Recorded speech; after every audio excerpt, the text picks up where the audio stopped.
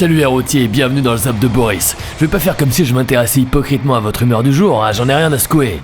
D'ailleurs, aujourd'hui, c'est moi qui vais vous malmener. Parce que ce matin, j'ai mangé du tigre, ouais, j'ai dévoré un foutu bol de Frosties monohydrate à la Way de fils de pute de cow-boy texan, accompagné d'une dizaine de jaunes d'œufs plus jaunes que le soleil. Un petit déj qui ferait passer Schwarzy dans Terminator pour Eddie de Preto après une chimio. Vous êtes prêts pour le nouveau Zap de la semaine, les routards? Allez, c'est parti, let's go!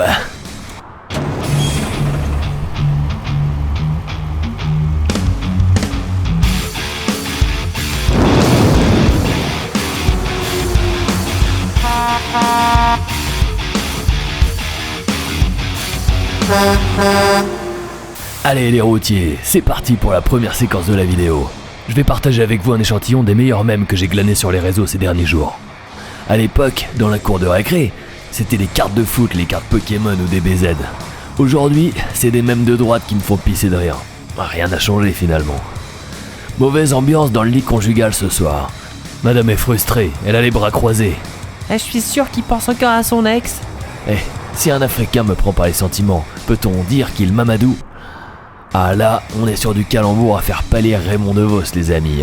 Du très très haut niveau, la quintessence de l'humour à la française.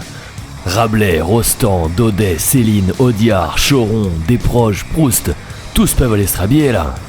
Allez, je plaisante, moi ça me fait toujours marrer ces jeux de mots à la con. Suivant, Elon Musk. La Chine ne sera jamais capable de répliquer notre technologie. La Chine. Ce montage se passe de commentaires les amis, l'image parle d'elle-même. Pour le coup, le mec est la fusion parfaite entre Musk et Kim Jong-un, avec son dégradé de fils de pute de hipster. Suivant, dans le journal la semaine dernière, Francesca, 35 ans, décède après être tombée du 5e étage. Parfois c'est la mise en page qui part complètement en couille. L'encart de pub juste en dessous, évadez-vous, ouvrez une fenêtre. C'est pas vous, mais moi je signe de suite chez Vacances Web pour un séjour réussi. Suivant, oh mon dieu, mais qu'est-ce qu'on va faire? Bah, ne pas le punir déjà. Je ne sais pas qui a fait ce montage hilarant, mais ça m'a fait penser à la crampe dans Pulp Fiction. Cette fameuse scène avec Marcellus Wallace, Bruce Willis dans la cave de Z. La façon dont Z fait tapoter ses doigts sur le crâne de son soumis m'a toujours fait exploser de rire. Allez, sans plus attendre, on va passer à la revue d'actualité.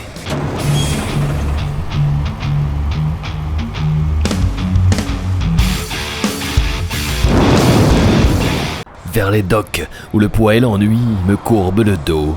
Ils arrivent le ventre alourdi de fruits, les clandos. SOS Méditerranée. Le ministre des Solidarités assure que la France est prête à accueillir de nouveaux migrants. Ben voyons, Jean-Christophe Combes, le ministre des Solidarités. Ah, le bienfaiteur de la nation qui nous envoie des chances pour la France comme le veut le patron.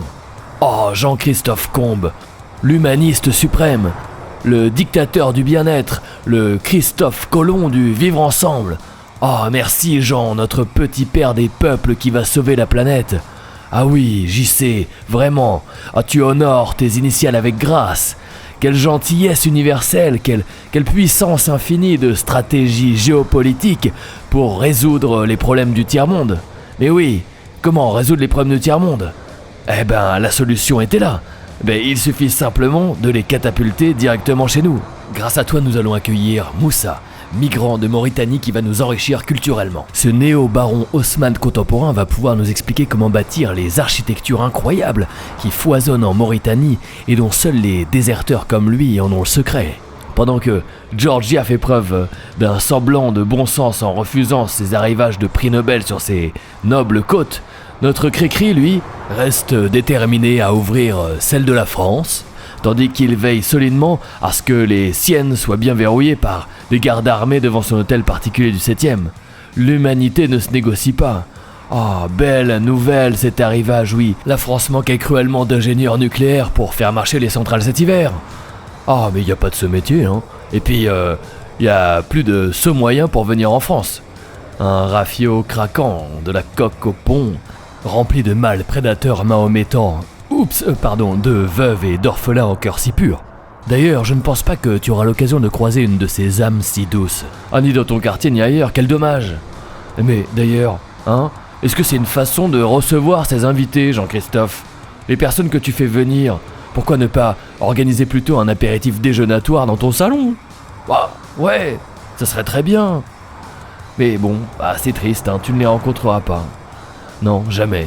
Ah, si, peut-être. Peut-être que tu les verras de l'autre côté de la vitre teintée, tu sais, à l'arrière de la berline de ton chauffeur personnel à Porte de la Chapelle. Quand tu bifurqueras, tu sais, du périph' Verlin pour aller à Charles de Gaulle pour prendre ton avion en première. Dans les embouteillages, Moussa fera la manche devant ton VTC. Et tu auras l'opportunité de croiser le regard de celui que tu as invité en grande pompe. Et oui, la France est prête à les accueillir, comme tu l'as si justement déclaré. T'as vu, maintenant, tout le monde peut devenir faible, c'est pas comme ça. C'est la gueule qui fait ça. C'est pas ça veut dire quoi. Jamais, c'est le vrai blague. On connaît pas ça. Alors que ça tue. C'est détruit l'intérieur, pas dehors. C'est des masses intérieures. Et c'est à cause de ces merdes-là.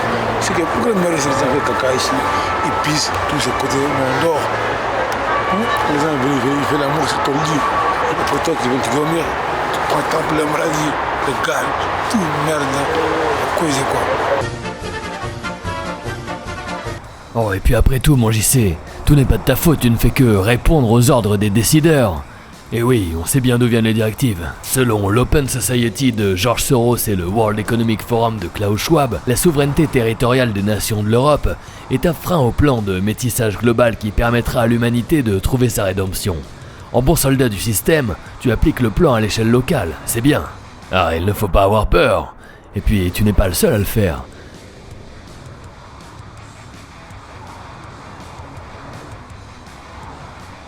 Ces trafics d'êtres humains sont parfois même très lucratifs. Et puis, t'as vu comme Moussa, grâce à toi, a été sauvé de la pauvreté. Comme il le dit, il n'avait jamais vu ça au bled. Abandonner le soleil mauritanien pour devenir fumeur de crack sur le boulevard périphérique, objectif accompli. À tous les jours, Moussa doit prier pour toi et pour ses passeurs, afin de les remercier en son fort intérieur. Avec les nuages pollués de pots d'échappement et de particules fines issues des plaquettes de frein de ton VTC, mon JC, les poumons de Moussa sont aussi noircis que ton âme profondément altruiste.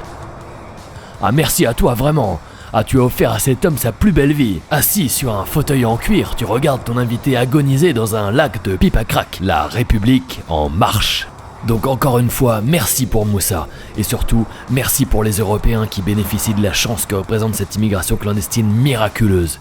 Et bien évidemment providentielle pour le continent.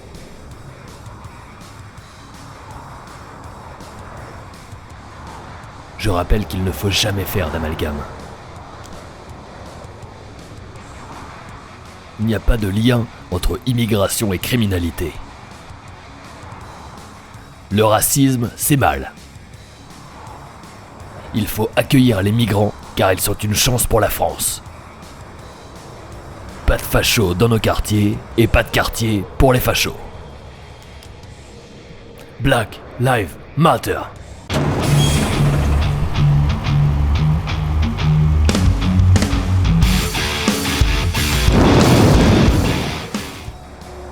Bon, les amis, j'espère que vous avez apprécié cette vidéo.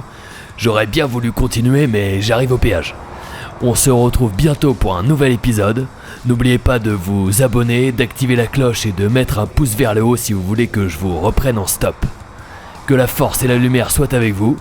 Et je finirai sur un extrait de la nouvelle de Thomas Clavel intitulée Fausse route, qu'on trouve dans le recueil Les Vocations infernales. C'est un dialogue entre deux cousins trentenaires. Le premier habite à la campagne, il est viticulteur et croyant. Xavier, l'autre, est de la ville, ingénieur en informatique, et il vient de perdre plusieurs millions d'euros en crypto-monnaie. Ils ont un dialogue à propos de la vie et de la mort. Et tu crois aussi en la vie après la mort, insista Xavier avec un air méchant. Moi je pense qu'il faut être heureux ici et maintenant. Son cousin lui répond. Vouloir être heureux sans croire en la vie éternelle? Oh, c'est un peu comme si tu allais au théâtre en compagnie d'un homme qui braque un pistolet sur ta tempe en te disant « Quand le rideau se baissera, j'appuierai sur la détente. Alors, profite bien de la pièce. » Je vous laisse méditer là-dessus les amis. Allez, à la prochaine. Et n'oubliez pas de mettre un pouce vers le haut, vous abonner et commenter cette putain de vidéo.